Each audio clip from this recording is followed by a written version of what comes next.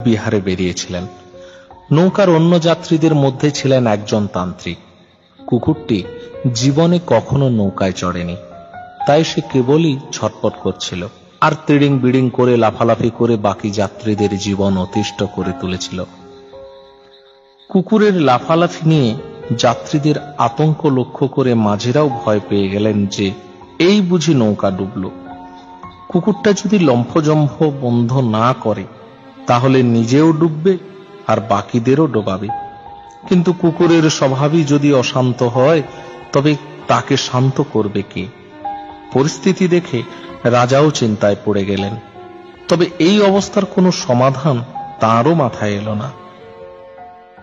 তান্ত্রিকটি দূর থেকে গোটা ব্যাপারটা লক্ষ্য করছিলেন এবং একটা কুকুরকে নিয়ে এতজনের দুরবস্থা দেখে সাহায্য করতে এগিয়ে এলেন।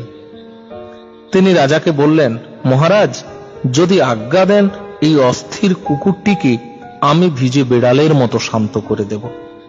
রাজাও সঙ্গে সঙ্গে অনুমতি দিয়ে দিলেন। এরপরে তান্ত্রিক এবং মাঝিরা মিলে কুকুরটিকে ধরে তুললেন এবং সোজা নদীর জলে ছুঁড়ে ফেলে দিলেন।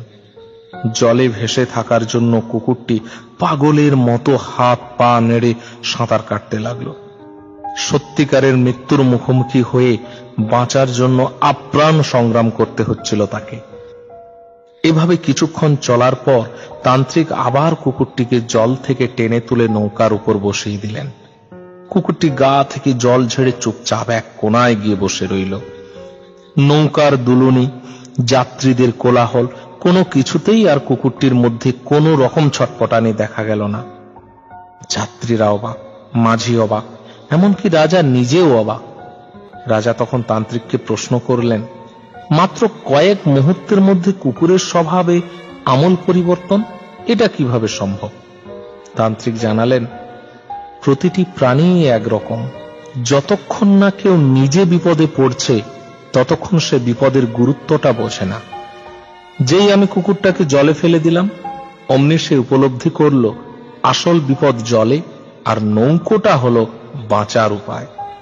ওই কুকুরটার মতোই যারা ভাবছে করোনা হয়েছে সামান্য কয়েকজনের, এতে আমার কি? ওদেরকে একবার চেয়ে নেতালি ইরানের মতো দেশে ফেলে দেওয়া হোক, তাহলেই লকডাউন কেন পালন করা উচিত বুঝতে পারবে। ঘরের মধ্যে ভেজা কুকুর হয়ে বসে থাকবে যারা অকারণ লকডাউন ভাবছে তাদের জন্য।